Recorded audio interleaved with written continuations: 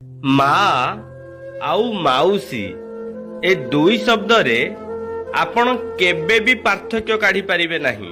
ସମସ୍ତେ ସବୁ ଶବ୍ଦରେ ପାର୍ଥକ୍ୟ କାଢି ପାରନ୍ତି, କିନ୍ତୁ ମା ଆଉ ମାଉସୀ ଠାରେ କୌଣସି ପାର୍ଥକ୍ୟ ନଥାଏ। ବେଳେ ବେଳେ ମା ପିଲାମାନଙ୍କୁ ବାଡେଇ ଦେଇଥାଏ, କିନ୍ତୁ ମାଉସୀ ବାଡେଇବା ପାଇଁ କେବେ ହାତ ଉଠେଇ ନଥାଏ। ଏ ସଂସାରରେ ମା ମରିଗଲେ ସାବତ ମା ଛୁଆମାନଙ୍କୁ ଲୋକଙ୍କ ଆଗରେ ଗେଲ କରେ, କିନ୍ତୁ ଅନ୍ଧାର କୋଠରୀରେ ଦଣ୍ଡ ଦେଲା ଭଳି ତାକୁ ଦଣ୍ଡ ଦେଉଥାଏ।